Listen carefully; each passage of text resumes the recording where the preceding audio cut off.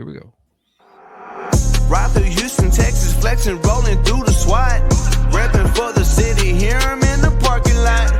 Houston written across the jersey, ain't gon' never stop.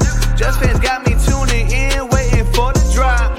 Astros, Texas, Rockets, Dynamo, they coming with it. When they pull up, got the city sitting on a fitted. Straight up A-Leaf, hold it down, ain't gon' never quit it. Just fans got me tuning in, let my dog get it. Southwest A-Leaf, Texas, throw down here and it's so infectious. We ride for the Houston Astros, Rockets, Dynamo, and them Texans. How's it going, everybody? It's Carlos, one of your hosts of the Just Fans podcast, and I'm joined here with one of our hosts, Rios. Rios, how's it going, bud? I am feeling sensational right now. Wow, there you go. How many of those have you had today? One. Oh, okay. That's just one gets it going. Those after work beers hit like crack. All right. All right. Alrighty then. Alrighty then. All right. And of course, we got the one and only, straight from the jungles of Venezuela himself. We got the one and only El Gordila himself, Papi. I know we always say that we don't really give a fuck on this show, but you guys are fucking taking it to the extreme. Are we what to do, brother? What to do? Not much, man. So a lot of news right now in the basketball world, which I'm gonna let y'all handle that because y'all know basketball ain't my strength. So, guys, what's going on so far? Do you watch the finals, Carlos? I watched some of it. I saw, unfortunately, when Halliburton just got that that Achilles just torn up. Yeah, that was hard. That was hard to see because I think what sucks sometimes that they kind of do the slow motion, like look at his calf muscle. That was bad. That was how it ripples. I'm like, dude. And here's this angle. Watch as it slowly ruptures. Look at how it slows down his career for a little while. I was like, do you remember when Deshaun Watson tore his? Oh yeah, they did that too. Yeah. You see the exact moment when it snaps? Yeah, dude. It reminded me just like that. It was so bad, man. It was so bad. I was like, oof, I don't know. It's the replays for me sometimes. I'm like, that's a bit much. Do you have a horse in this race at all, or? Because I was actually because I'm a casual. Rios watches it a little bit more than I do, and then you're like brand new to it. I'm brand new to it. I'm starting to enjoy some of it. I mean, it's kind of like just watching. In the world of sports, there's just so much you can watch during the week because of all the things. But I was actually going for the Pacers, and the only reason why is because I've been to Indiana before. I wasn't thrilled, but I've been. And it's like Pasadena much, but I like the colors. I just hope both teams have a great time. No, no, I was going for Indiana. Honestly, that's about it. That's about who I had. I mean, it was a cool story. It was definitely a cool story. It was a run to remember. It's a shame that it ended the way it did. Yeah, I agree. I just thought it was bad. I was like, dude, it's just because I know you guys did a bit on him that we uploaded. I uploaded, I think, last week about. Yeah, we're talking about people called Halliburton. Yeah, so I remember that. So I was okay. Let me see what this kid. So I started checking it out, and I was like, it was you. You were the bad luck charm. I was a bad luck charm. I went that. What is this? What is this basketball thing about? Let me see. And then, oh no, why are they showing him in slow motion? What do you think about it, Rios? The finals overall, like up until Game 7, it was a great series. It was very close. Both teams, points-wise, they were pretty evenly matched. Yeah. A couple, but we saw the the buzzer beater Game 1, and then it was back and forth, and then they forced a Game 7 when Siakam inherited the power of the Black Panther before the Wakanda forever. There was the meme that I saw that made me laugh. It had a picture of like of the Bulls and said Game 7. Never heard of it. Yeah, no, yeah. Scottie Pippen was on his shit. About it. Once Halliburton went down, because when he went down, you could kind of tell that he wwent down knockout, like it's either an ACL or an Achilles. You could tell immediately. He was like on punching the floor. Yeah. The ref was the first person there, and you could see it. Like you knew it was over. And he had that hamstring injury. I think he got it on Game 5, if I'm not mistaken. He's been playing with a strained calf, and then. Strain cap. Players told him was, don't play. We get it's the finals, but if you're playing, we saw with Kevin Durant a few years ago. He's playing with a strained calf. The thing is, though, any competitor would have played. Yeah, anybody. I get it. Yeah, so we understand that. We respect the hell out of him for that. That's the Even risk that comes with it, though. even after the injury, it was a most of it was a good game. The Pacers kept it very competitive, especially in the first half. I think they went on to halftime with 1 point lead. It was close, and then third quarter they just fell apart. Yeah, it really made you think like, oh, could they actually pull this off, right? Because the biggest blow, right, is because Halliburton he started out hot. He was 9 points, 3 3-pointers. He was 3 for 4 from the field in just 7 minutes. And once he goes down, you think, oh, this is it, right? It's gonna be another blow off. The OKC is gonna have complete control. But the Pacers actually gave him a run for the money. Siakam was still playing. Mathurin was playing both sides of the ball. TJ motherfucking McConnell. Wow. Out of Is that nowhere. the correct name? Sure. I think that's his whole. Got it. That's whole the government name. Got it. Yeah. PJ McConnell. He's been one of the best, I would say, role players this whole playoffs. Oh yeah, for sure. And it was so heartbreaking because, like you said, they kind of the game kind of got away from them in the third quarter, and the fourth quarter they got in a little bit of a run. It was never enough to really catch up the Thunder. And when it was all said and done, the Thunder are your 2025 world champions. I know Alan's happy. I'm sure a lot of I was talking to a lot of people at work, and a lot of people are happy. I'm glad that the OKC do not claim the Sonics titles. They called this one their first one in the franchise, which I appreciate, because I feel like the Sonics and the OKC Thunder are completely different entities, the way I see them. Not according to Titans fans. Dude, fuck the Titans. The fuck? Fuck you, Sam. But it was, I mean, like Rio said, like up to Game 7, it was a real fun series. It was a real fun playoffs overall. Watching Indiana get this far, and the thing is, like, we saw them get this far before. Well, not this far, but to the conference finals before. And I remember saying, I don't know if they can get this far again. And after Tatum went down, the Celtics kind of fell apart. And they're sellers right now. They're having to trade everybody. Yeah. And then we'll talk about that in a second. And you see the Pacers take care of the Cavaliers, was it? Mm-hmm. And then New York as well. So it kind of made you wonder, can the Pacers actually pull this off? And even without Halliburton, they kept that as competitive as you can possibly have it. So shout out to the Pacers, man. Shout out to their fans. Shout out to the city.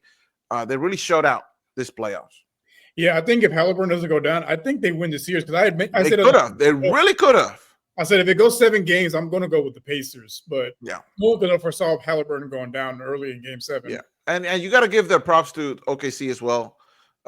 Best team in the league in the regular season, and this playoffs, it wasn't without hiccups. It wasn't without it wasn't like a Lakers run where they lost 1 or 2 games, right? It wasn't that dominant Warriors team, but it reminds me of the 2015 Warriors. It kind of benefited from a lot of injuries every series. True, but I mean, you can only beat whoever's in front of you, right? Yeah, I don't put an asterisk in front of it. I'm just saying it's pretty reminiscent of that, because that 2015 Warriors run, every team had a major injury. But does this now become one of the biggest what if stories? At least in the modern times, right? Oh, most definitely, because Halliburton's done for next. He's not going to play next season. He's not going to play next season. Yeah. Which does that mean that the Pacers, like, what are they going to do? Are they going to try to hold on to everybody, or do you see them as maybe moving somebody like Siakam, who, like, if Hallie comes back in 2 years, is Siakam going to be at the same level then, or if you're the Pacers, are you looking to, like, maybe take next year off and then get the team ready for when Hallie comes back? I think if I'm the Pacers, I see how next year plays out until the All-Star break. And, they're still, because the East is going to be wide open again next year, because they're dismantling the whole team. The Knicks, we don't know what's going to happen with them. Yeah. The Magic, they made that big trade for, what's his face? That's my bane. Desmond Bain. It was like 8 first-round picks and the blood of a child, and wow, I don't know who else. That was part of the trade, dude. Yeah. It was crazy. It was crazy. When I saw those news, I was like, when I saw that, I'm like, if he's going for 5 first rounders, Giannis is going to go for 12. Right. But that may not be the case. No, but I mean, the East is pretty wide open. So if I'm them, I wouldn't be, sellers just yet, because they played pretty well when Halliburton was, a little banged up. They have a solid team. They got solid depth.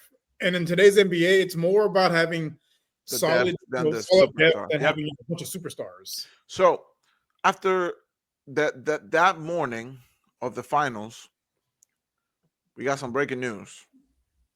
And we're Rockets fans here. We're not going to be we're biased. But after months of speculation, the Rockets finally acquired Kevin Durant, which it's already like the trifecta of former OKC players from that finals team, right? We got Harden, we got Westbrook, now we got KD. I asked Rios to explain it in football terms. He said Tom Brady to the Bucks. Yeah, Verlander to the Astros. Okay. I see more like Verlander to the Astros than Tom Brady to the Bucks. Why? Because Tom Brady. I'm not saying KD's the GOAT, but I mean it's no. Because Tom Brady was still, I don't know. I feel like KD, he's still giving you 25, 26 a night. Yeah. But you can definitely see him slow down a little bit. I feel like Tom Brady, when he went to the Bucks, he was still looking like Tom Brady. Well, no, I mean, with Kevin Durant, he's going to give you 20. He gave you 26 as a second option, and he's still pretty underrated defensively. I mean, the guy's 7 but he's not as good as he used to be. But he doesn't have to worry about it too much because I almost said the players around him. The players around him in this Rockets team, because we managed to keep the core. So the trade was Dylan Brooks, Jalen Green, and 5 second-round picks. And the pick number 10 in this and number 10 pick this year, which the draft is happening already. That pick probably already got picked. But how do we feel about a trade like that? Carlos, I'm going to go to you first. As a very casual. Sure. I know you've heard of KD before. No, yes, I know who KD is. So your thoughts? I don't know. So I kept reading on Twitter because it was all over it. Some fans thought that it was way too much of a trade. It was kind of like they were indifferent. I know that some people were hoping more of Jalen Green, but then, I mean, games that Rios and I would stream last season. Remember that, Rios? There were some games that Jalen Green would stand out, and I was okay. I see, and I was like even considering getting a jersey myself of Jalen Green at one point.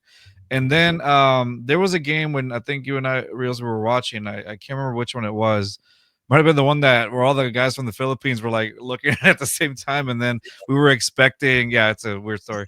It was 20,000 viewers, something like that. It was like 20,000 viewers because they thought they were watching the Rockets versus, I think it was the Suns. I want to say the Suns. Yeah, it was. Yeah, it was the Suns. And they stayed the entire game. Yeah, they stayed the entire game. They were talking Matt trash, but whatever. They stayed the entire game. It's all the views is what counted. Anyway, I remember that we watched I think that whole it was a whole series or whatever that we were watching, and then suddenly like you got to see a little bit of the decline, and then Rios was telling me like, hey, the thing about him is the inconsistencies with Jalen Green. It's just like sometimes he's like he'll deliver really well, then sometimes he'll just fall off the face of the earth, right? And that's what I kept hearing too as I was doing my research on it. It's just like, there was always inconsistencies but never like a sure thing. And then apparently there were times when he was even being considered being traded before this one. And everybody was like, well, not everybody, people were just like, well, let's see what he's got. What else does he has left? I mean, Stephen A, I think, went on and said that, well, that's what happens. I'm not quoting him directly, but he said something along the lines of like, he had a chance to prove it and he just wasn't the guy. Something along those lines. So, and I think if that's the case, and if this is what helps, the Rockets get better, and then like you said earlier, I mean, there's a team around him. I think they just signed Ben. Did they extend Ben Bleet, if I'm not mistaken? Yeah. So he was scheduled to make $44 million. Yeah. They gave him a 2-year extension. And they broke it in half essentially. He right. gets 5, and then next year is a player option. Right. Yeah, and they so saved like $20 million Yeah, so when you got a team around you, Sengun, Amen Thompson, Van Vliet, like you name it, you got a team around you that, and then KD, you bringing in KD on this, I think that just makes the Rockets overall better. If, as what Rio's described to me, is it would happen with like a Verlander or a Tom Brady or whatever. I mean, in those terms, I could see it benefiting the Rockets. So to me, if you gave Jalen Green all these chances and he wasn't able to live up to those things, 4 years, all these chances, and he wasn't able to live up to it, I mean, it was just probably just time to cut the cord. And I think I'm okay with that trade. What are your thoughts on it, Rios? So for me, I've been a pretty big Jalen Green supporter. I was like, you need more time, but after this past playoff, I was like, nah. I mean, at this point, he is what he is going to be at this point. 4 years in, like, look at his entire draft class. Who can you say is he better than? Nobody. Nobody in the lottery yet. First 12 picks. Go down to pick 12. All those guys are better than Jalen Green at this point. And when your only job is to score and you put up single digits in 4 of the 7 playoff games, that's not going to cut it. Once he, was a no-show in the playoffs, and you can't use the inexperience as an excuse because Sengun is younger than him. He, didn't have the greatest performance, but he didn't put up single digits. He put up double-doubles every game. Was consistent down the stretch. Amen Thompson, one of the youngest players on the team. Yeah. The spotlight wasn't too bright for him. Showed out and showed he's a future superstar in the making. So I'm okay with the compensation. I wish they could have kept Dylan Brooks, but I get it. You have to make the salaries work, and just for the culture, right? And like the defensive like he was the tone setter. Him and Van Fleet set the culture for this young team because basically besides those two, everyone is 23 and under. Yeah. So you kept calling him Little Mike Evans. I remember that. Yeah. So this is what I'll say about it, right? I look at this trade on two sides of it, the Sun side and the Rocket side. So as far as Jalen, before I move on to anything else, shout out to him. He was the first pick after the rebuild, basically. As soon as Harden left, he was the first guy that we brought in. And after 4 years, we got him from the G League, right? After 4 years, I disagree with you, Rios. I feel like he's not exactly who he is going to end up being right now. I'm not saying that he's going to, take leaps and bounds better, but I think there's still more to see from him. At the end of the day, he's only 23 years old, right? Like, yes, he's been 4 years in the league, but he's a somewhat undersized type of guard, right? I never expected him to turn into a full superstar. I remember when we first got him, you said, like, if he could only get somewhere defensively, right, he has the makings of a superstar. But I still think that there's still more to come from him, and I am glad.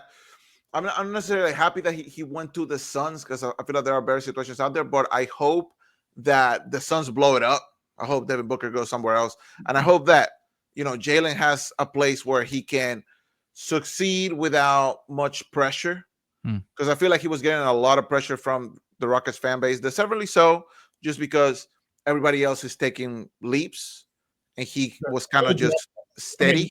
Fell behind because he's definitely like he was never a playmaker, not really a shot maker or a full-on scorer either, but he wasn't awful at all of those either. He was like a jack of all trades, master of none type of thing, and maybe just a different situation. Some guys, sometimes it takes them a while. Some of them are late bloomers. Some of them just different type of coaching style or whatever. So I hope that he does great over in Phoenix, or there are talks that maybe he gets shipped to a different team, because I believe the Suns have like 8 shooting guards in their roster right now, and I heard about that too. Else. Yeah, I heard about that too. They were looking to trade him before he was even traded. That's how I knew Kevin Durant was coming to the Rockets. Yeah. Why would you look at trade options for a guy you don't even have yet? Exactly. So, like I said, I feel like the Suns got, still a young guy with a lot of upside in Jalen Green. And somebody good for the culture, and Dylan Brooks, right? And we know we did that so that the money could match, but I feel like that's going to be a big loss for the Rockets. And then the 5 second rounders, sure, Who cares? So were you okay? Of in the NFL, 7th round draft, Yeah. 6th, 7th round draft. And then even the number 10 pick this year, I didn't think, like Rio said, I don't think like the draft was completely stacked. So I think by number on number 10, like maybe you're getting a role player that may or may not play this year. Yeah. So basically, Phoenix took what's his name? Probably a wing. No, he or a point guard. What's a guard? Okay. So I'm not even going to try to pronounce his name. I don't want to butcher it. But basically, on Bleacher Report, whenever a player gets drafted, they show their player comp. Yeah. This guy, his player comp is Derek Lively, which solid role player, but not a superstar. So Lively. It's not a very, very stacked draft. Outside of the first 5 picks, you're looking at solid depth pieces and role players. Yeah. I mean, you never know. You could draft the next Jokic. You never really know, but still. Now, on the Rocket side of the trade, you get basically what you were missing all last year and what we were missing in the playoffs, right? The reason why Jalen got so much stick this year was because when we needed a closer, when we needed a bucket, there was nobody that we could confidently go to that could get us there. Freddie was hot and cold. Sengun consistently present, but as the final shot, I'm not putting all my eggs on a Sengun basket at that point. No, he was really inefficient. I think if he can become much more efficient under the basket and at the free throw line, you become a much even better. And he could become efficient if we had like a number 1 threat that people are focusing on, right? It spaces the floor, which KD is. At 37 years old, I believe. The logo, basically. He is still a scorer in all levels. He can still drive to the basket, even though he doesn't do it as often anymore. Obviously, my guy is like 40, almost. Not everybody can be like LeBron. But he doesn't drive to the basket as much, but he can still meet you at the rim, right? His midi is one of the best ones in the league. And then he can still hit it from the logo if he really needs to. So, he's not the Kevin Durant from 5 years ago. Not even the Kevin Durant from 2 years ago. But he's still Kevin Durant. He still can give you 26 a night consistently. And as long as he stays healthy, and that's like the biggest what if right now, right? Because he has had injuries, like an injury history before. But if he can stay healthy on a next year's playoff run, this Rockets team can be very, very efficient. Yeah, because you don't need him very scary. Load. Yeah, you can even load manage him because he is a little bit older. He's earned a little bit of rest. You can load manage him in the early parts of the season, slowly ramp up his workload so he's ready to go in April and May. Yeah, and hopefully June. And I gotta say that I do not think the Rockets are done. With their business right now. So I'm not saying that maybe they're going to do another big splash in the offseason, but definitely look at the trade deadline next year. Depending on how the season is going, if everybody's healthy, I can definitely see the Rockets being buyers next year because we still have like 2 of the Suns picks, I believe. Yep. And then we got the rest of our own for 2028, 2029.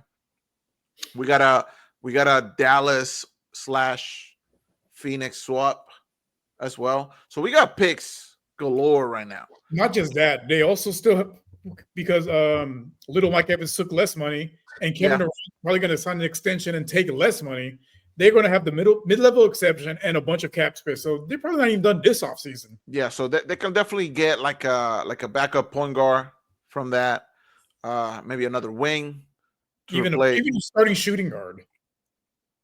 So what do you think the lineup is? I think Amen moves to the 2. Yeah, because Kevin Durant's going to play the 3. Yeah, I think then Jabari at the 4, Sengun the 5. Yeah, I think as of right now, it's going to be Van Fleet. You could probably rotate either Van Fleet or Amen Thompson at the 1 or 2. Yeah. Hell, you can even put Durant at the 2, even if you need to. Then you have Durant at the 3, and I think it's going to come down to either Tari or Jabari at the 4 and Sengun at center. Or you can go double big and have Steven Adams, Sengun, Sengun, and then KD. and then you got Jabari and Tari coming off the bench. Like that's excellent. You could have starting up with 3 7-footers. Yeah, at that point we need like maybe one more center for depth, but like you said, there's still a lot of room for the Rockets to do business with. I'm looking at, we're talking about it earlier.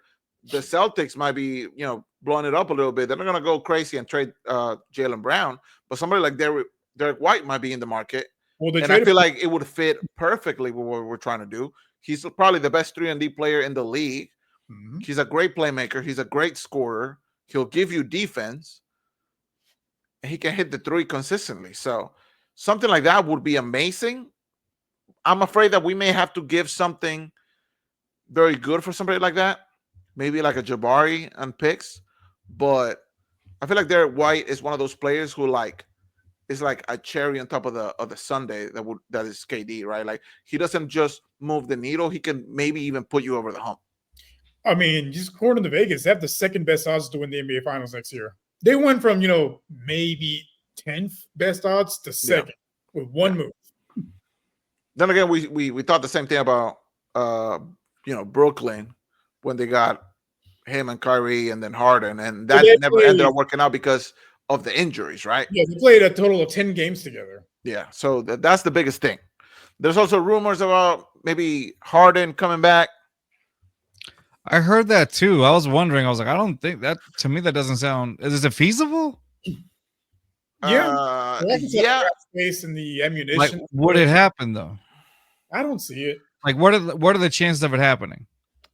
The thing is, like, I feel like KD would like that, right? Because the reunion, Harden would definitely like that.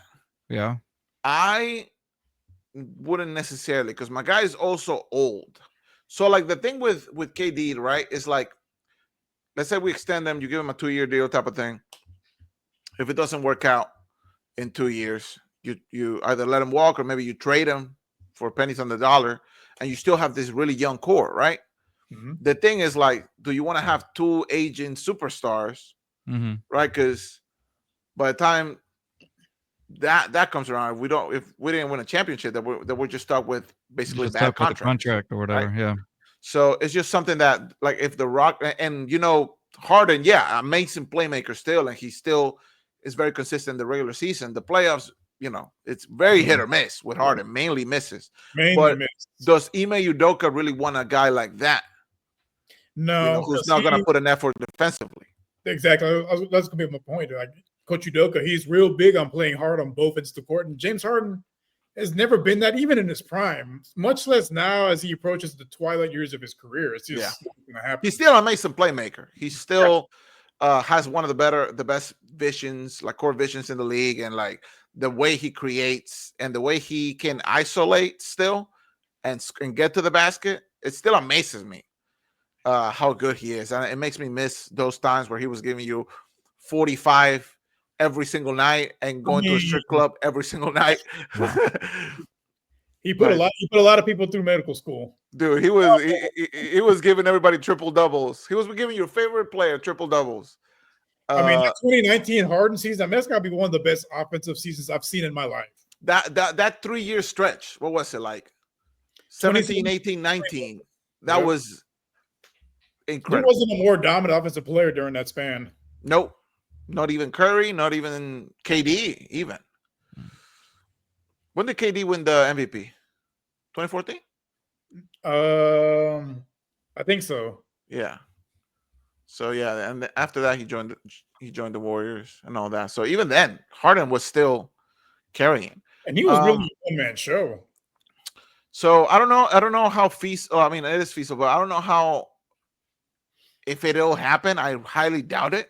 Yeah, just from a philosophy standpoint, I don't really see it happening because he doesn't really mesh, one, with the timeline, and 2, with the defensive effort that he requires from his players. I see this more like kind of like when Kawhi joined the Raptors, right? It was a team that was already, it was very consistent, it was very good, but they just needed that one piece.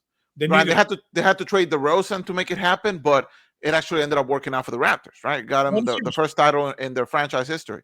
So I feel like if KD again can stay healthy, and you never know in the playoffs, we might get lucky, right? Like some other teams might be depleted from their own injuries, and we might have like a Pacers type run. And then at the end of the day, like whether it's probably not going to be the Pacers next year in the finals, but if you're looking at the Cavaliers or the Knicks, who are very beatable, who's to say that the Rockets can win it all next year? You know. But most definitely. like I said, I feel like the Rockets they're not done yet. There's still a lot of off season left. They're still cooking. Yeah. Shout out to Halliburton for giving us one of the best playoff runs I've seen in recent years. 4 game winners. I mean, you don't see that. The most overrated player in the league before the playoffs started. He took that And person. then he was one Achilles away from bringing the Pacers their first championship. Yeah. What could have been. But let's move on. We've talked a lot of basketball. How about them Stros? Best team in baseball. Yeah. I think still the main emphasis has been it's just that pitching rotation, the starting pitcher rotation. That's just probably to me the biggest. Dude, where are we getting all these guys, brother? They just come in and they just cook. Sugarland got completely wiped out. No, it's just Dude, Sugarland is getting blasted by every other AAA team because yeah. we're taking all their good players. Didn't they win a championship like a couple of I think they won it last year. season or Last 2 seasons ago? Something Yeah, like they that. won it last season. Yeah. Last season. Yeah, they won like the World Series of Also, Singleton is back. The Yep. smoothest bat flip in the league is back. That's So right. I can't wait. I can't wait for him to get called up again. Yeah, I mean, honestly, it's just I think that's what's hurting the Astros right now. Just that. I mean, of course, it always sounds always familiar. Sometimes when the bats are they don't wake up, and that's been a common theme since as far as I can remember. The last few years, but. It's At the 2019. same time as I say that, like you understand that it's like they still keep find a finding ways. way They keep to finding make ways to it win. to the playoffs. They still find a way. Yeah. Like and there's a video that came out. I was browsing up on YouTube today that made me laugh, and it was clearly not made from anybody in Houston, obviously. So, and it said why the Astros are proving people wrong because they're still, I think it was mentioned at the beginning, how is it going to be? How are the Astros going to be without Bregman, without Tucker, And honestly, they're doing just fine right now. Isaac Paredes has been such a great addition to the Astros, has taken that role, in my opinion, has done phenomenal. He was injured, and that was like, oh no, what's going to happen after that? And I mean, he's back now, which is great. Yeah. Guillorme, another guy, right? Is it Guillorme? I'm hoping Guillorme. Yeah. Wow, the catch, right? Like that was Yeah. that was epic. And then I wish offensively he was a little bit more. Yeah. But but defensively he's still giving you really good plays. But besides like Pena, right? Besides Pena, because that's another thing. Who I've really like, man. I hope he stays. Mauricio Dubon. Like Mauricio Dubon has been so clutch. Has been so clutch. That whole Oakland game. I say Oakland. Series, sorry, the whole A's series, game. Yeah, that whole A's series back home. Where he was in Sacramento, where they hosted him from when went over there. Like that was his homecoming. Boy, he was homering like crazy.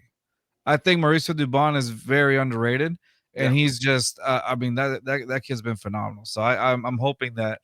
It's not one of those things where he reaches arbitration and things like that, and the Astros aren't able to get him going or whatever. But I honestly feel like this Astros team right now has a pretty good trajectory. And then I think, if I'm not mistaken, you may start getting those pitchers like Christian Javier back. McCullers, I think he was kind of. Yeah, he was like, yes, no, yes, no, yes. It's kind of like an up and down. Dude, but the thing with McCullers is that if he can just stay healthy, I don't need him to be the ace of this team. Right. But if it can be like the third or fourth guy that we bring on, like I'm happy with that. Or even just eat up innings.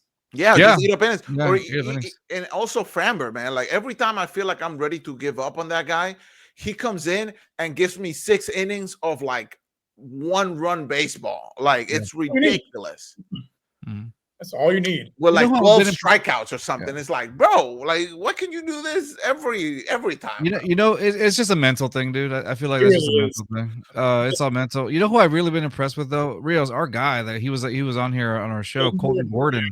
Like Yeah. the fact that he was on our show and just kind of like talking to us, hanging out or whatever, and now seeing him. Do you remember a year ago, good. Rios? He's been really good. Yeah, remember a year ago, Rios? We told him hopefully a year from now we see you up in the roster.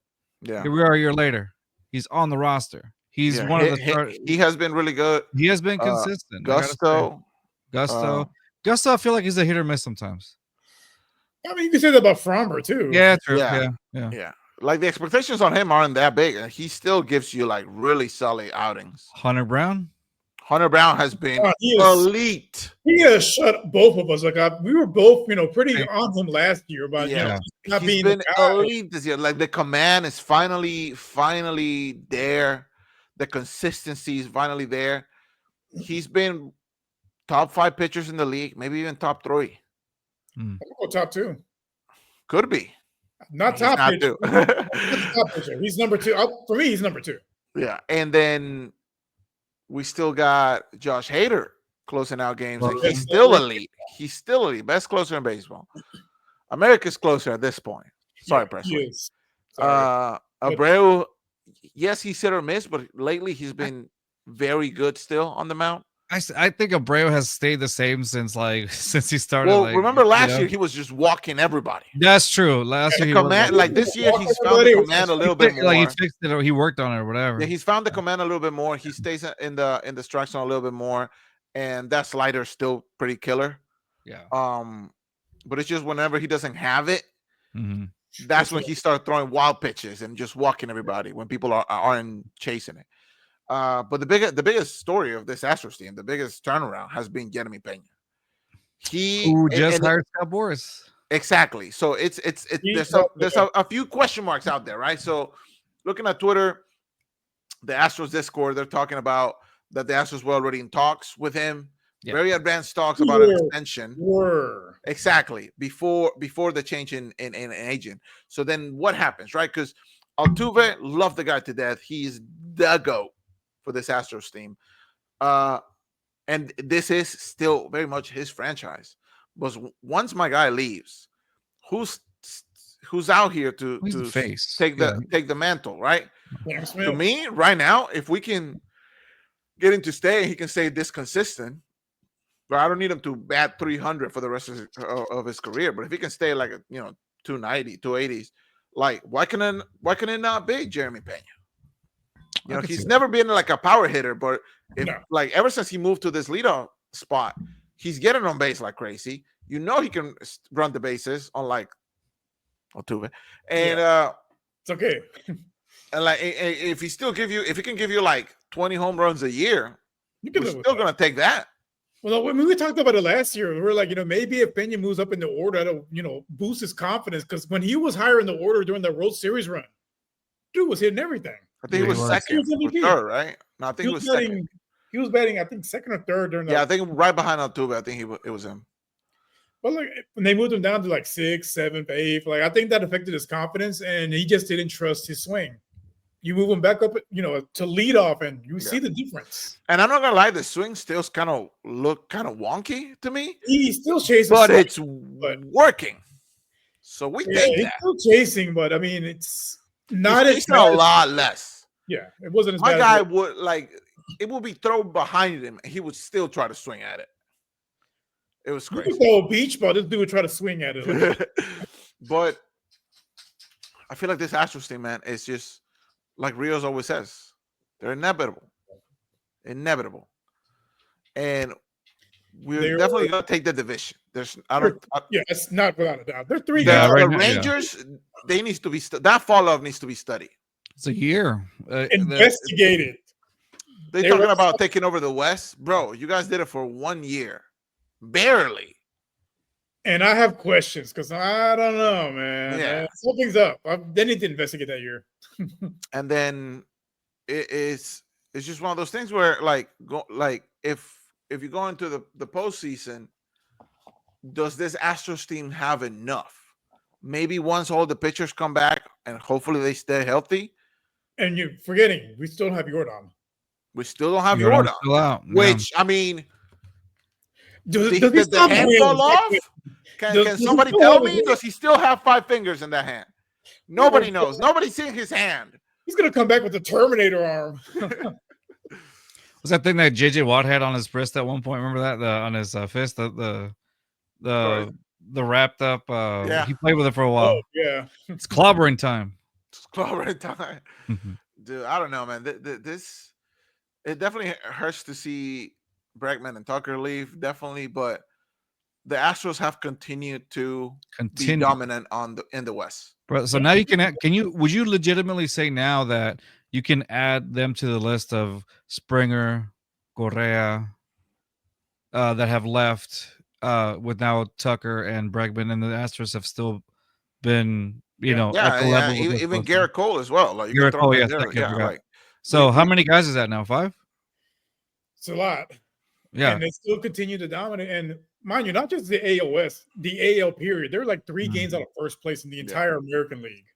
They're behind the Yankees, right? A few games, and then that's the Tigers. Fuck the Yankees. The Tigers are in first place, but they're 3 games behind the Tigers. Fuck the Tigers too. Game. Fuck the Tigers too. Fuck Detroit in general. AJ Hinch is cheating again. Investigate him. No, I was kidding. No, he gets a pass from us. He's always invited to the Cardinals. Yeah, but if we get fucking swept again by them, I'm a snitch.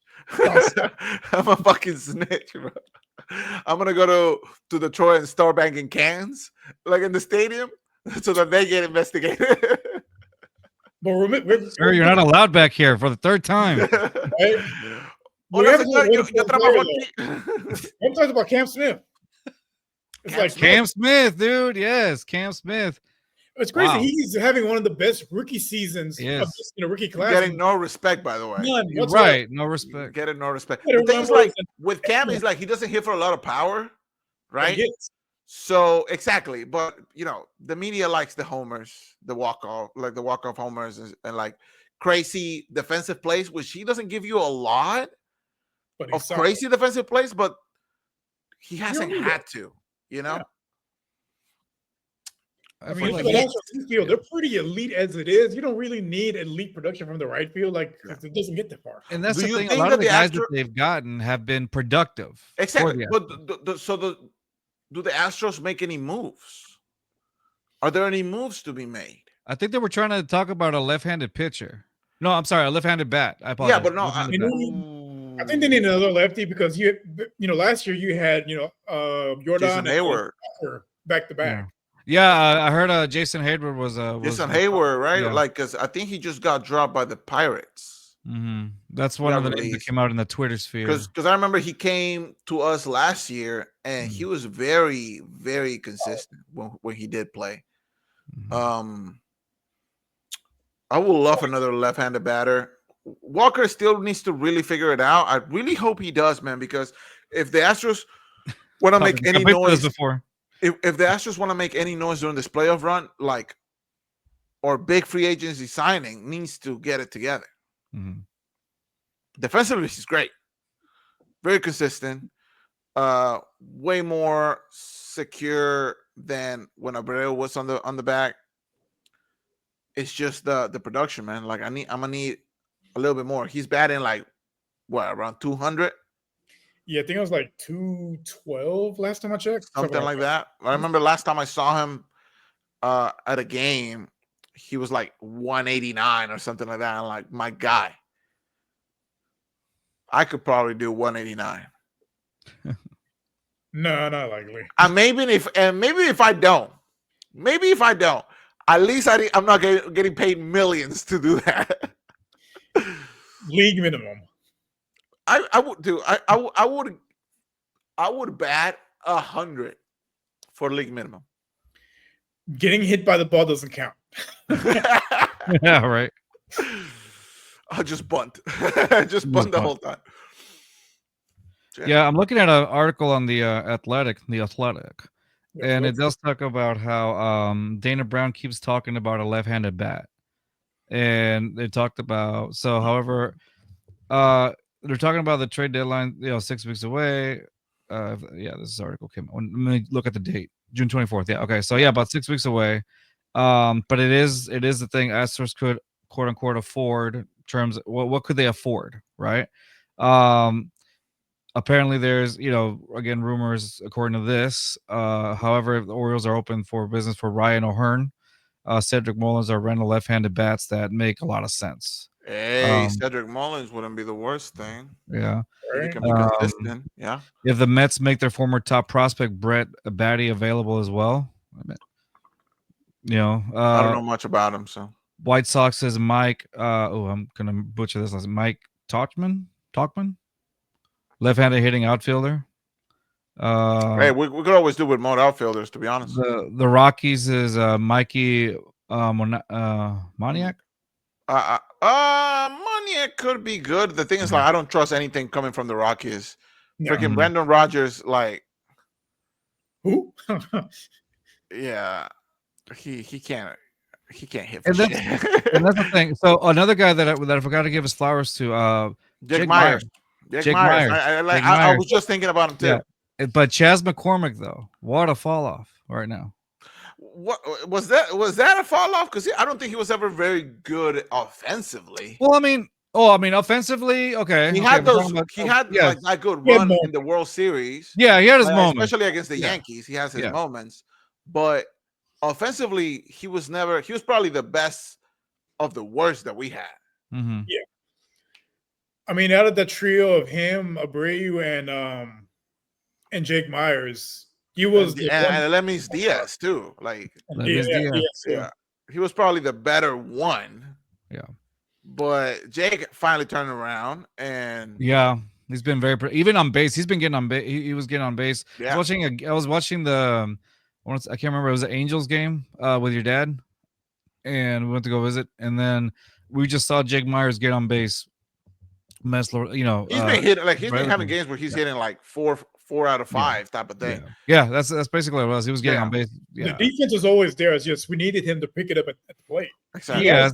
It's Jake Myers. And then if you remember a couple seasons ago, he was just like, will Jake Myers even be on this roster this following season? No, we're talking about like but now he'll be a guy that I would definitely move for another pitcher, right? But now Chaz is like, because at first it was like, well, Chaz is a guy that you have to keep, and then Jake is a guy that you can expose. And now it's like the tables have really turned. Oh yeah, no, definitely. I'm taking Chaz all the way to wherever to get something. Yeah. And then as I'm reading this, we were talking about the pitchers and that are coming back from you got Lance McCullers, Spencer Arrighetti was another one. JP France. Is JP France that's another name that's coming up. Luis Garcia, JP France, and obviously Christian Javier. They're probably going to return. Dude, that's a full rotation already. That's a full rotation at peak effectiveness. Full rotation that's coming back. So the Astros are this good without that full rotation as you speak. And like let's say all of those guys come back. You can maybe send 2 of them somewhere else. If you needed to. If you needed to and get like some more offense, right? Mm-hmm. I think you would keep Spencer Arrighetti. I'm sure you do. I'm sure you do. Maybe I'm thinking about like JP France. I was gonna say maybe JP France or McCullers. As much as we love him here, as much as we love McCullers, like that contract still. It's gonna be hard to move that the Astros. Yeah, it's gonna be hard to move it. I think. What about Christian Javier? I'd keep him. No, I keep him. I'll keep him depending on how he comes back. Okay, fair. Because the thing with him and Garcia is that because I don't know what their extensions are going to be looking like. Because like, are they going to demand a lot of money even though they haven't really played? Well, they probably don't have any leverage, right? So if you can lock him down for like some good money, like definitely keep him. But if not, then they're like really valuable assets. Even coming back from injury, like they're like names that people recognize, and we've seen what Javier could do at the biggest stage. Mm-hmm. And then Luis Garcia, like the only reason he didn't get in the rotation was because the rotation was so good, right?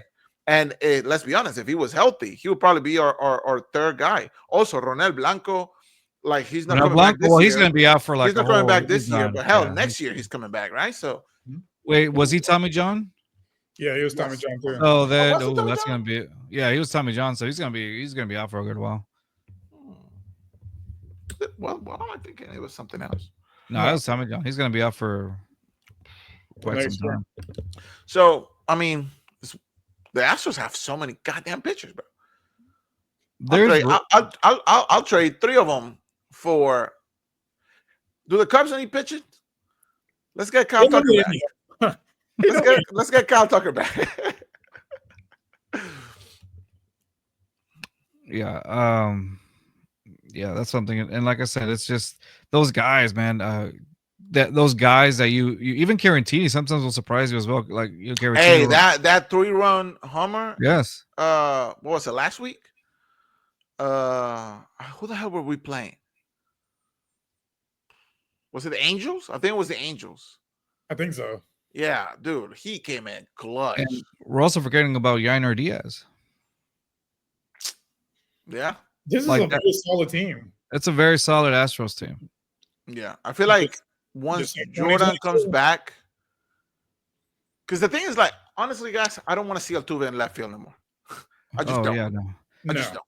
So if we can figure that out, Well, you got Josh Melton that was actually doing a pretty solid job. good job. Melton, But obviously, didn't he hurt also? he had like an ankle thing. Yeah. I think he was put in the 10-day or the 15-day. I don't know if he's coming something back like soon. But for those scenarios where like maybe he's not available, why can't we have a different guy? Hayward was playing left field last year for us. So why can't we bring somebody like that again? Or send Brendan Rodgers somewhere else with a pitcher and fucking get another left fielder, man. Because Cam Smith on right field has been great. Jake Myers. What? Fuck you. Jake Myers, amazing center field. And then, Duvon can basically play all positions. Yeah. Except for pitcher. One day in the regular season, I just need him to play catcher. I just need him to play catcher one day. One time.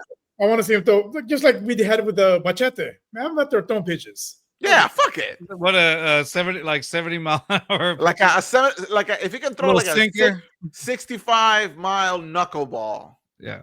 We take that. That's funny. It's a solid rotation. It's a solid team. It's a solid team. I feel like we just need to get and stay healthy. And there's a prospect. I can't remember who it is. You need Jordan to come back and need him to hit like 50 homers. Now let me ask you this. Now I know they're looking for a left-handed batter. Does that mean that maybe Jordan isn't coming back this anytime soon, or is it just I wouldn't to be have fucking another surprised if the Astros decide not to fucking tell me that fucking Jordan is out for the fucking year till the year's over. You all right? You good? You working some unresolved anger there? Fucking pisses me off that they don't tell us shit. It's gonna be the last game of the year, and they're gonna be like, "Hey, Jordan's not gonna be available for the playoffs." Yeah, we've known since May. Oops. Reminds me of Kyle Tucker. Oh, it's just a shin contusion. I'm convinced they replaced his leg last year. Like, dude, I don't fucking know, man. That's what I'm trying to figure out. Like the left bat part, is that like I said, is it because maybe there's something with Jordan that or is it just just have another left-handed bat? Lineup. Do we have any other left-handed batters? Like I know Caratini switch hits, right? But I don't think we do. I don't think so. Not even on the bench. I don't think so. So like it just makes sense to have another one. Because last year we had Tucker, right? And he wasn't just a left-handed batter. He was probably one of the best in the league, right behind Jordan. So having those two guys back to back, they would crush it. But without him and Jordan not being healthy, it makes sense to get somebody else. Yeah, just from a strategy standpoint, it helps having two left-handers or even three. But yeah, definitely you want to mix it up. And Caratini is not going to be in everyday lineups. Yeah, he's not. So you need to get somebody else who's gonna is gonna be consistently there. Probably whoever we put a left field, right? That would be the best case scenario. And you still got prospects in Sugarland. You still got Pedro Leon. You still got Bryce Matthews. Is he hurt? Singleton is left. I thought Pedro was hurt. Am I wrong here? Is Singleton left-handed? No. No, right? Because he flips the bat. Yeah, you're right. Yeah. Smoothest bat flip in the league. I stand by that. But are we done? Training camp for the Texans tickets go on sale tomorrow. Not on sale, sorry. They'll go on Ticketmaster tomorrow at 10. Yeah. So there's that. Assuming we're gonna. Oh yeah, 100%. We'll do that, and then we're gonna, see what goes on in there. Let's see. Texans. I mean, I from the OTAs that I've been keeping up with on Twitter, Higgins seems like a real deal. Seems like a real good number 2. And that's a good thing because now you're giving CJ options. Yeah. The Christian Kirk is apparently emerging as the top slot 2. And then of course you got like Jalen Noel. And I think that gives time for it's not for CJ, for Tank to heal up and evaluate where he's at, towards the end of the season. But if not, then if any further, depending on what happens, maybe further on. But then, I mean, at this point, like you look at it and like, where does Tank Dell fit in? And that's the biggest question. I mean, of course, it's going to come to overall performance, right? I would assume so. It would come for overall performance, but I think what the Texans did, again, going back to the draft when they secured Jalen Noel and Christian Kirk, and even Christian Barrios, who can also play on slot as well. But I feel like Barrios will most likely be on special teams. However, but you can still line him up in the slot if needed or whatever. They took care of maybe using the term loosely, they took care of the slot position, and it could be, or at least they addressed it and hoping for it to pull through. But if from what I've seen on the reports that Jalen Higgins is stepping up, I mean that's amazing. That's huge for the Texans, and you have now Nick Chubb as well, and so the whole point is alleviate that pressure off of CJ. But I think the biggest question is, how are your tight ends going to fit in? How is your O-line going to perform? And I think that's the key, because I feel like if you're looking at the overall picture, Frank Ross coaches a heck of a special teams. The defense is pretty solid as it is. And it's just like I think the biggest question is, how's the offensive line going to hold up when Laramie Tunsil's out? I get it. I get the false starts. I get that. But how, he still managed to block CJ's blind spot. He still managed to take care of that. And the biggest thing is that we won't know. We won't really know till we see it week 1, week 2. Won't, because training camp, you can get ideas of how the playbook is going to look and how the tight ends are going to be used, but you don't know how this O-line is going to hold on against like some real defenses. Yeah. So we won't know till it happens, right? The wake up call last year, I feel like that was that Minnesota game, right? Because we saw it a little bit against the Colts, but that Minnesota game was like, we're like, oh damn, this offensive line really fucking sucks. And it was exasperated against the Jets. I mean, that too. Jalen Green just got his lunch taken multiple times. So then, like, one series, bro. One series. Even though we like the moves and the changes that they've done, we won't know if it works till it does. I mean, it's really going to answer the question: is it really a matter of talent or a matter of coaching and scheming? I think it's a little bit of both. Definitely doesn't hurt to have the talent, but you need to know how to get the best out of your players. Because we've seen offensive lines of lesser talent be, Dude, we just need can you give him 3 more seconds? Even 1 more second. Dude, and even the example that I always throw out there, and Rios, you know which I'm talking about, the Steelers game. CJ Stroud's first rookie season. That Steelers game against TJ Watt, who was like, it was supposed to eat, right? It was supposed dominate. to eat for dinner, and it was all over. It was all over that TJ Watt was going to feast or whatever, and because the Texans have put like was reals like to call it the duct tape and prayers type of offensive line, that because there were so many injuries going on, and so they put it together. And guess what? They held it together. Yeah, like that. And so it's like, when you see this past season's offensive line on paper looked pristine as compared to that Steelers one that they had on the chart that day, and suddenly like it just something isn't meshing and something isn't happening, and that's where you start beginning to question what's going on with this thing. And you saw the results play out on the field. I do want to read a quote from Peyton Manning, who was on the podcast, and it talked about addressing CJ Stroud's criticism for the second year. And he said, fuck him. He said he went to the playoffs in his second year. He was 22. Let's be careful saying it was a down year, Manning said. I didn't win a playoff game until my 6th year. He's 2 for 2. Yeah. What do you make of that? It puts it into perspective, because I think in this day and age, we're all about instant gratification, instant results. Right. And you don't realize the guys from before, it took them years to even win their first playoff game. Like Peyton Manning said, he was in his 6th season before he won his first playoff game. 6th season. Yeah. Yeah, and I think CJ, like, I think last year it wasn't mostly him having a down year.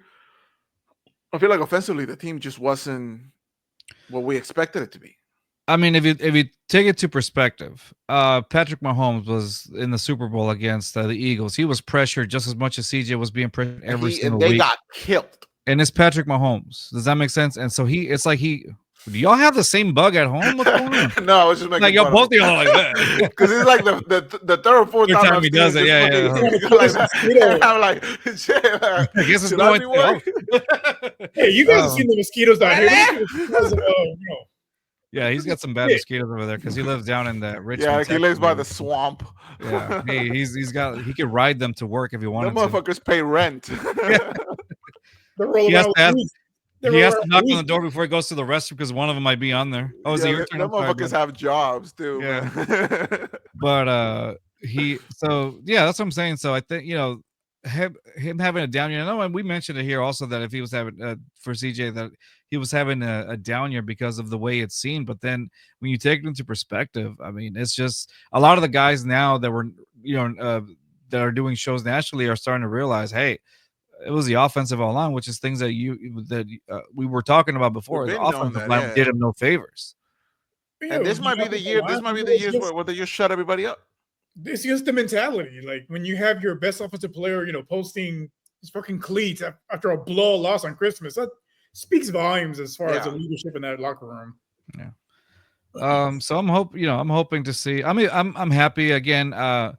Chris Strouser, who was a Texans offensive lines coach, I mean, I don't think he was really into coaching. There was things that were coming out, not that I know of, but it was just things that were being thrown out that there was not too much experience in the offensive line coaching when he came in, and then it just kind of went from there. And I think there wasn't much motivation either. Again, I haven't heard that. It's just the fact that it was being thrown out. No, I'm pretty sure you started those rumors, right? I did. I was the one that did it. Wink. No, but it was just like it was like nothing was clicking, Nothing seemed to go. And then you have offensive line, the type of schemes also that were just kind of being thrown out that schemes, pairing your tight end with like Pro Bowl caliber defenders, and they were and I don't know. It was just, and then you're struggling in pass protection, doing 7-step drops. So blitz all day. Yeah, and so combination of offensive coordinator and offensive line coach, they were just right. It was just, I think it was a huge mismatch. Now you have something new, and you have again Nick Caley, who has specialized with tight ends. So you might see some more tight ends usage, and you get Brevin Jordan back as well this season. Who he got injured last season at the beginning. Kate Stover might have. I just need him to just be utilized a little bit more. Tight ends, and because he's very young, man. He got the legs for it.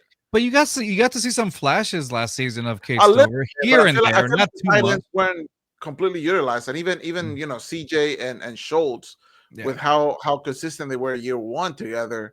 I feel like last year, because again the offensive line and the schemes and some of the plays where it takes like 20 seconds for the play to develop, and the O line is just giving you half a second.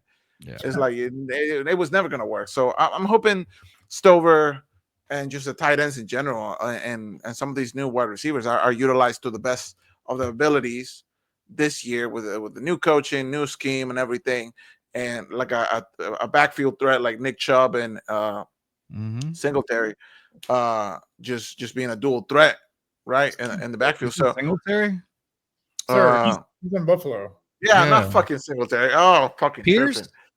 No, not Pierce. Talking about Joe Mixon and Chubb, right? Joe Mixon. Yeah, Joe Mixon. I thought you were talking about the guy behind. No.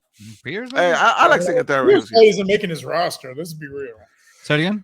I said Pierce probably isn't making the roster. I don't think he is. We'll see. I mean, we're already talking about that. It's just hard, but we gotta see.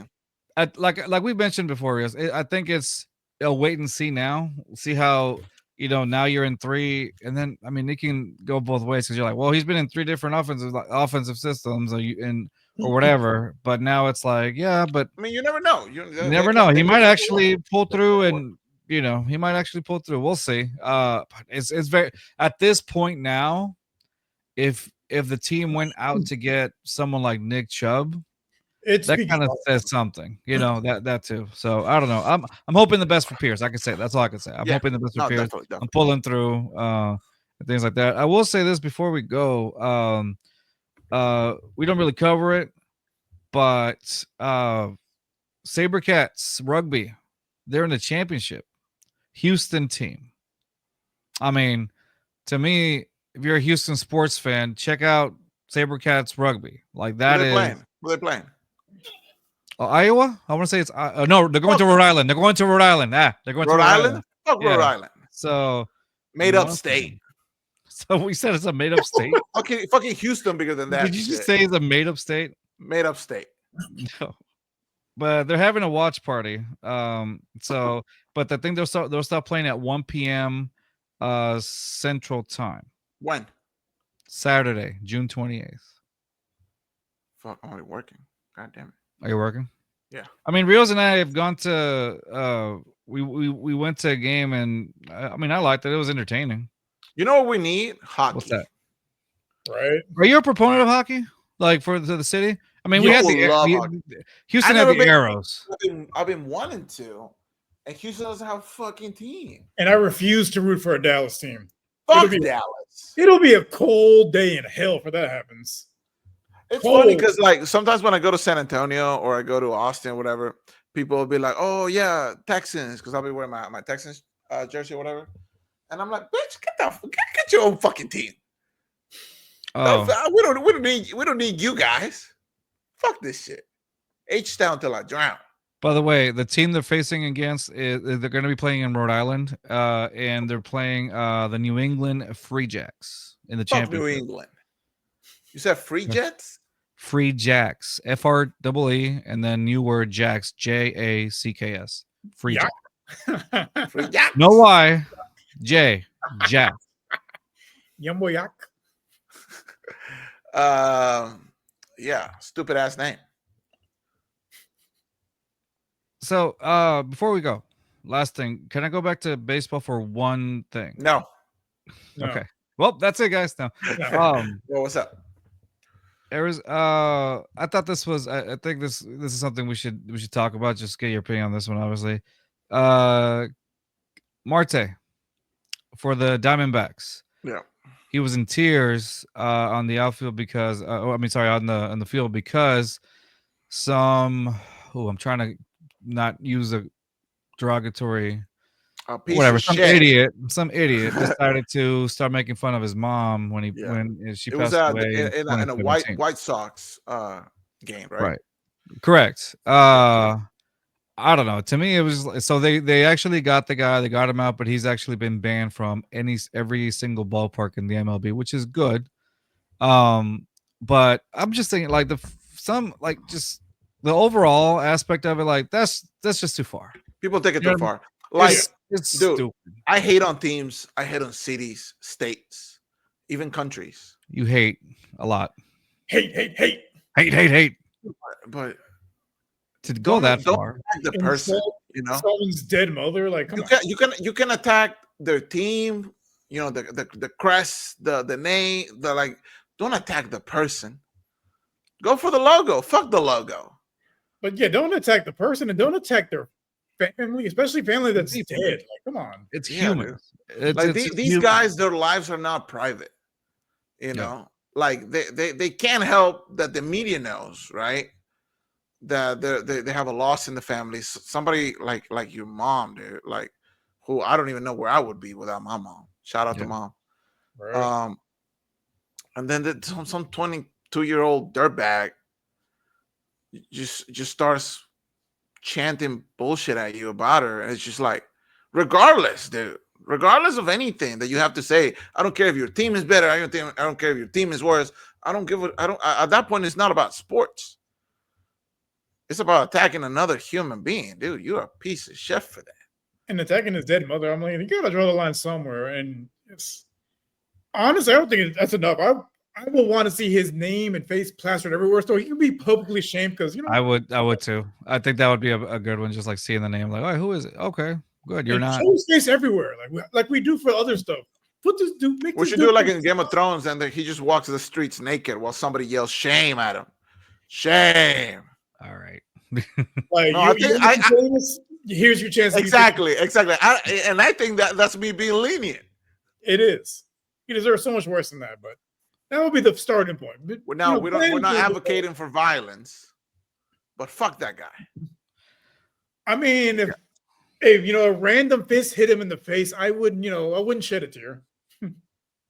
Yeah, no, but we feel for the would they take it too far? That's just asinine. Yeah, man. It's bro, we're just fans, bro. That's it, bro. We like sports. We talk about them, and then we root for our teams, bro. You don't need to take it to the extreme. Yeah, it ain't like the world's about to end, allegedly. All right, let's go before Poppy starts getting political. All I'm gonna say is I'm rooting for the giant meteor. That's the only that's the one team we can all agree on. Oh man, Rios is not left or right. He's just looking up for the meteor. But shout out. No one else got me. Shout out to Marte and their family, and shout out to the White Sox for actually taking care of business when it comes to moving that scum like that. Yeah, scum. And everybody out there who's watching or listening or whatever, bro, fucking behave. Just be a good person, bro. That shit's free, man. It costs you no money to be kind. Sure. So fuck you if you're not. Being kind is free. All right, listen, guys. So that's gonna be it for us this week. Stay tuned for next week. It looks like we will be going live at the moment of this recording. It looks like we'll be going live with the great Tyler Milner. If we're supposed to have him on this Monday, but with the whole KD thing that happened, they did a lot of stuff at the station for it. Good excuse. Yeah, good excuse. Yeah. No, I'm just kidding. Tyler's gonna be like, I'm serious, guys. But nonetheless, we're working on having some guests on as well. Some more guests for some that you may have seen before, some that you may not know, that you can get to know, and hopefully maybe JJ Watt. Oh God, I wish that'd be awesome. But yeah, Pat McAfee. No, anyway. We're just dropping names. That doesn't mean we're going to have them. We're just saying names. We're just saying names. Doesn't mean it's going to happen. Shane Gillis? No, I'm kidding. All right. Doing his impression? All right, y'all. That's going to be it for us. Please don't forget to follow us at our channel right here. Subscribe to our YouTube channel at Just Fans 22, and of course our Instagram account, where we will have a few of those shorts from today's episode at our Instagram account, Just Fans Pod. So subscribe to our channel, Just Fans 22, which is also our X handle, and of course subscribe to our Instagram account at Just Fans Pod. That's going to be it for us this week. Thank you for tuning in. Peace. Southwest A-League, Texas, throw down here and it's so infectious. We ride for the Houston Astros, Rockets, Dynamo, and them Texans. If you ain't never been down here, but rule number one, you gon' respect us. Just fans in my speakers, new one drop, they bout to bless us. I might right through the SWAT, playing just fans right through your spot. Look, and I don't know what you thought.